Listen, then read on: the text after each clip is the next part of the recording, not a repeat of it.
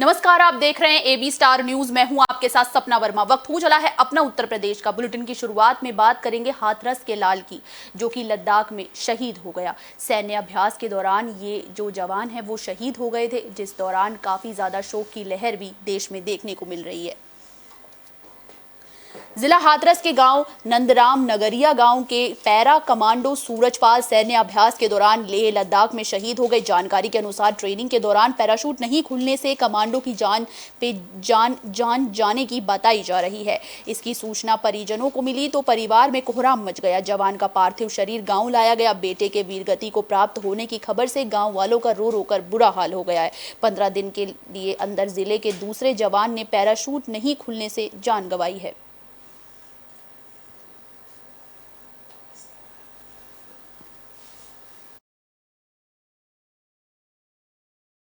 क्या नाम है आपका?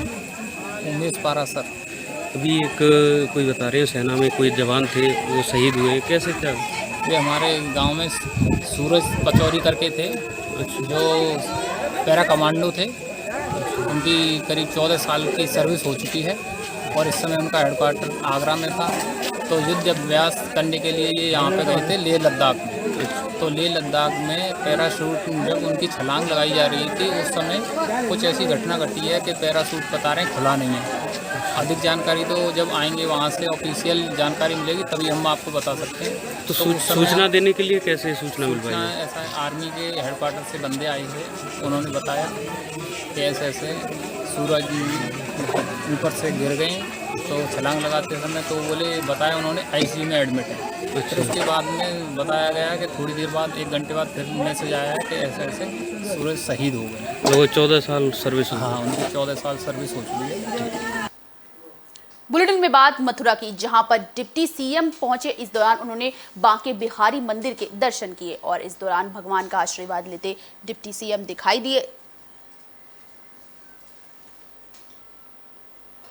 यूपी के डिप्टी सीएम ब्रजेश पाठक वृंदावन के विश्व प्रसिद्ध बांके बिहारी मंदिर पहुंचे, जहां उन्होंने विधि विधान से अपनी पत्नी के साथ ठाकुर बांके बिहारी मंदिर में पूजा अर्चना की और देश की सुख समृद्धि की कामना की। उसके बाद डिप्टी सीएम ब्रजेश पाठक ने बांके बिहारी मंदिर में हुए हादसे पर कहा कि व्यवस्थाओं को संदिग्ध करने और स्वास्थ्य व्यवस्थाओं को बेहतर बनाने को लेकर सरकार लगातार काम कर रही है। इसी बीच डिप्टी सीएम ब्रजेश पाठक ने जिला अस्पताल के निरीक्षण भी किया।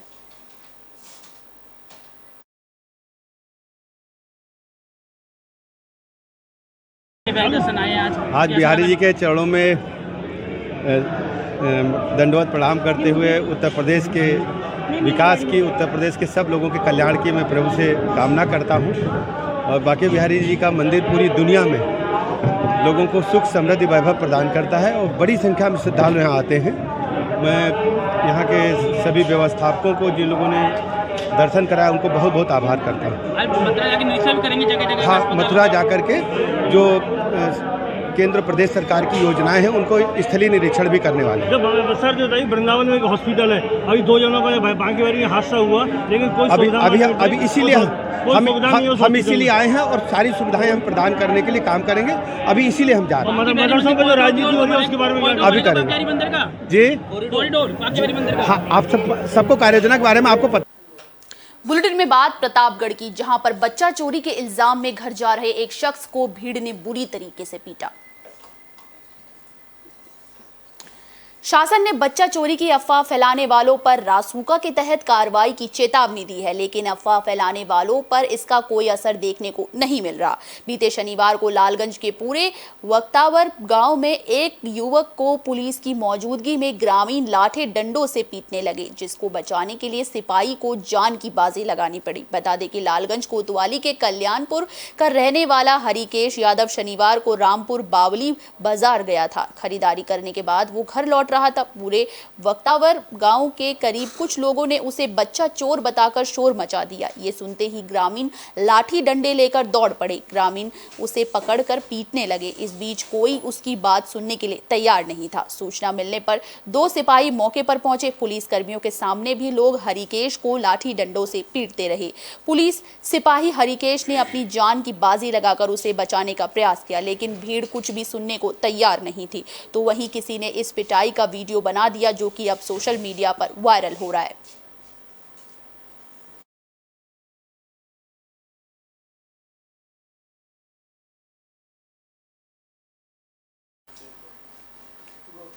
बुलेटिन में बात मथुरा की, जहां पर एक्सीडेंट में हुई मौत को लेकर परिजनों ने जमकर हंगामा किया और कोतवाली पहुंचकर इस दौरान न्याय की अपील की। वृंदावन, 1 महीने पूर्व युवक की हत्या के मामले में पुलिस ने कोई कार्रवाई नहीं की है और आरोपी को पुलिस संरक्षण मिल रहा है, जिसके विरोध में शनिवार को मृतक के परिजनों और स्थानीय लोगों के साथ कोतवाली का घेराव किया। विरोध प्रदर्शन में पहुंचे सीओ सदर के व्यवहार से लोग रोष हैं। लोगों ने सीओ प्रवीण मलिक को खूब खरी खोटी सुनाई। मृतका की पत्नी ने 2 दिनों में आरोपियों की गिरफ्तारी न होने पर कोतवाली परिसर में ही आत्मदाह करने की चेतावनी दी है।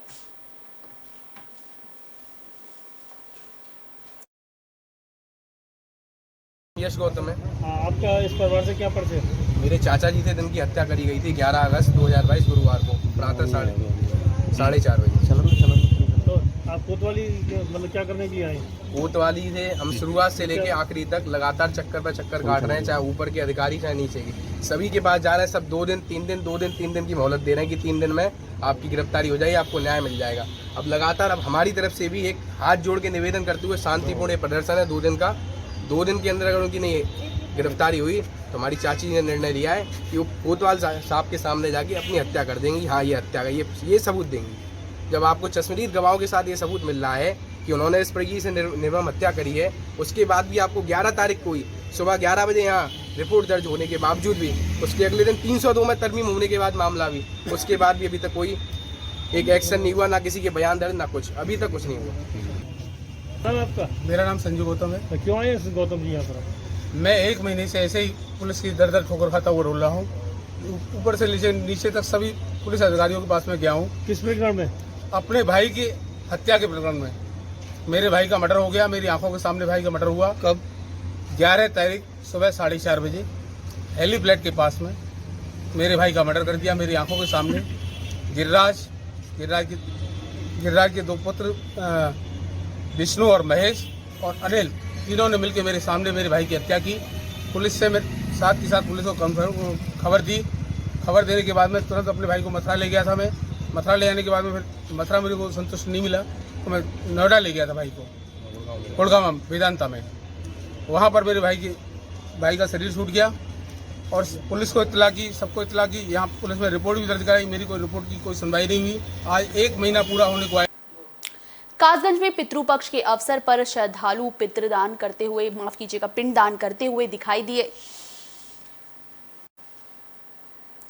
कासगंज में श्राद्ध पक्ष की पूर्णिमा पर श्रद्धालुओं ने हर हर गंगे के जयकारों के साथ पितरों का पिंडदान किया। इस दौरान सोरो, लहरा, कछला, कादरगंज, गंगा घाटों पर हजारों की संख्या में श्राद्ध करने वालों का तांता लगा रहा। ये सोरो शुक्र क्षेत्र का वो स्थान है जहां भगवान विष्णु ने तृतीय अवतार भगवान वराह के रूप में जन्म लिया, माफ कीजिएगा, अवतार लिया। अवतार लेने के बाद भगवान वराह ने हिरणा यक्ष का वध कर पाताल लोक से धरती को मुक्त कराया था। तभी से पापों से मुक्ति मिलने की परंपरा चली आ रही है। यहाँ श्राद्ध पक्ष में पितरों के पिंडदान करने के लिए सबसे ज्यादा मान्यता है। यहाँ राजस्थान, मध्य प्रदेश के अलावा उत्तर प्रदेश के विभिन्न जिलों से लोग जलदान पिंडदान करने के लिए आते हैं।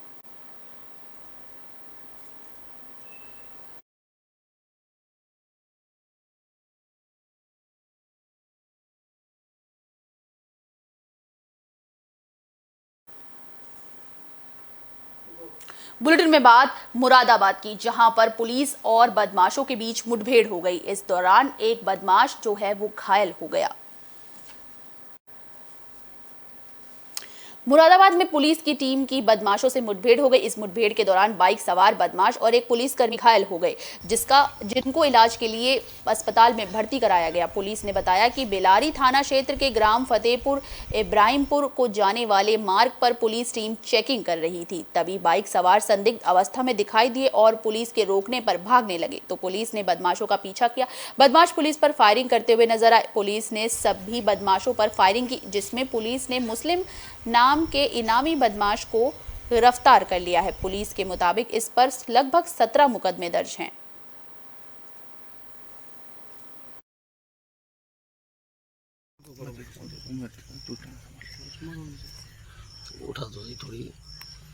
जी सर, करीब रात 3:30 बजे बिलारी थाना की पुलिस कर्मी रात्रि को गश्त कर रहे थे, तो एक बाइक पर 2 व्यक्ति सवार होकर जा रहे थे, तो पुलिस ने उनको रोकना चाहा चेकिंग के लिए, तो उसमें से वो मुड़कर वापस जाने लगे जिस तरफ से आ रहे थे, तो सामने से भी उधर पुलिस किश्ती का वाहन आ रहा था, तो उसको अपने आप को घिरा पाकर देखकर उसमें से एक व्यक्ति ने फायरिंग करना शुरू कर दी और एक व्यक्ति भाग निकला।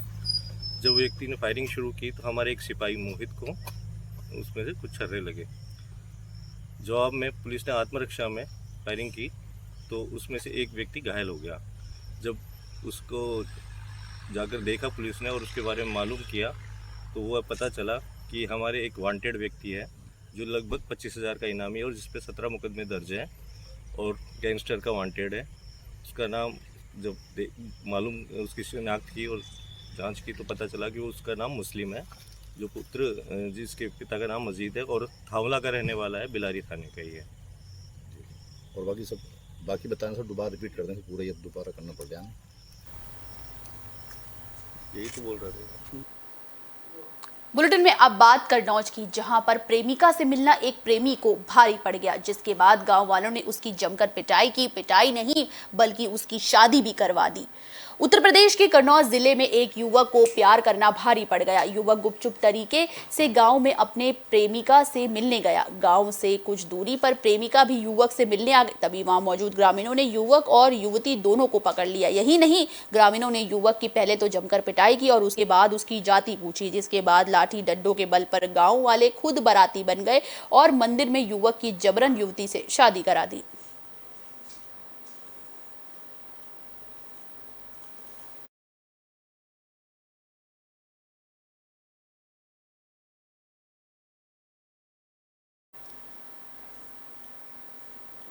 बुलेटिन में बात मथुरा की, जहां पर पुलिस और बदमाश के बीच मुठभेड़ हो गई। इसमें इनामी बदमाश पुलिस के हत्थे चढ़ गया।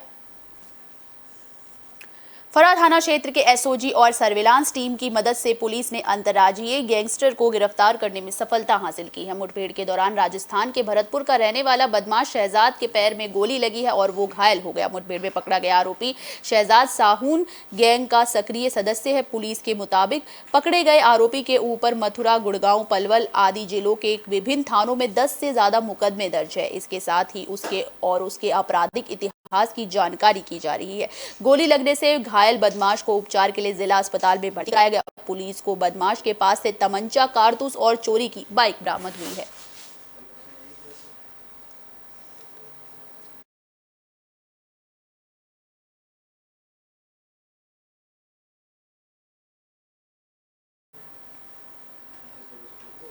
अब बात सुहाग नगरी फिरोजाबाद की, जहां पर एक महिला के साथ दिन दहाड़े लूटपाट की घटना को अंजाम दिया गया।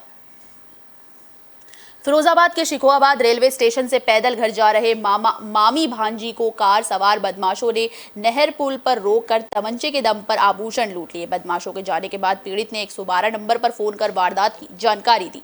पीड़ित की तहरीर पर पुलिस ने मुकदमा दर्ज कर जांच शुरू कर दी। बता दें कि थाना खैरगढ़ के गांव निकाऊ निवासी निशा का मायका रायबरेली के गांव खसपुरी में है।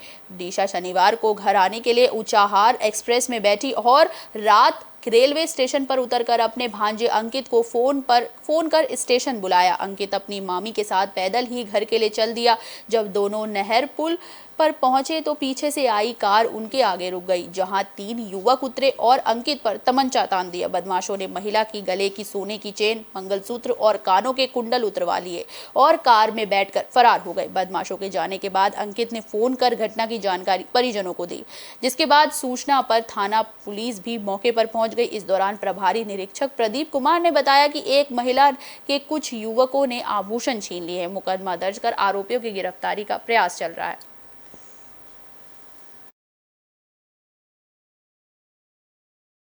क्या नाम है तुम्हारा? अंकित सिसोदिया।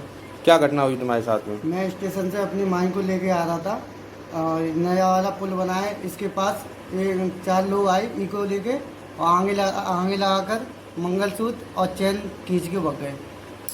फिर क्या पुलिस को सूचना दी? और फिर थाने में गए, तहरीर दी और एचएसओ साहब ने कहा है कि इसकी कार्रवाई की जाएगी। बुलेटिन के आखिर में बात लखीमपुर खीरी की, जहां पर एक नाबालिग को पेड़ से बांधकर बड़ी बुरी तरीके से पीटा गया है। जो सामने आ रहे हैं विजुअल वो काफी ज्यादा हैरान करने वाले हैं। लखीमपुर खीरी में दबंगों की दबंगई का मामला सामने आया, जहां दबंगों ने नाबालिग बच्चे को पेड़ से बांधकर पीटा। दरअसल केला चोरी करने के आरोप लगाकर नाबालिग को पेड़ से बांधकर पीटा गया। ये मामला निघासन कोतवाली क्षेत्र के मोहनापुर गांव का बताया जा रहा है, जिसके बाद नाबालिग बच्चे पीड़ित परिजनों ने पुलिस को तहरीर दी है। सूचना पर पहुंची 112 पुलिस ने बच्चे को बंधन मुक्त करवाया, तो वहीं नाबालिग बच्चे के परिजन पुलिस के तरफ से दबंगों के खिलाफ कोई कार्रवाई न होने का आरोप लगा रहे हैं।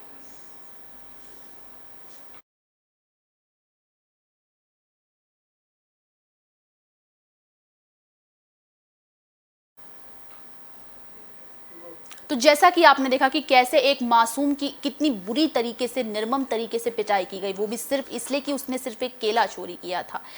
क्या इस तस्वीरें जब सामने आती है तो कई तरह के सवाल छोड़ देती है शासन प्रशासन से, साथ ही साथ क्या दबंगों के हौसले इतने बुलंद हो गए कि उन्हें कानून व्यवस्थाओं का डर भी नहीं है? क्या योगी सरकार पर भी इसको लेकर कई तरह के सवाल खड़े होते हैं? शासन प्रशासन से इस तरह की तस्वीरें चीख चीख कर सवाल पूछती है और इंसाफ की गुहार लगाती है। अपना उत्तर प्रदेश में फिलहाल के लिए बस इतना ही। मुझे दीजिए इजाजत। देश और दुनिया से जुड़ी तमाम खबरों के लिए देखते रहिए AB स्टार न्यूज़। नमस्कार।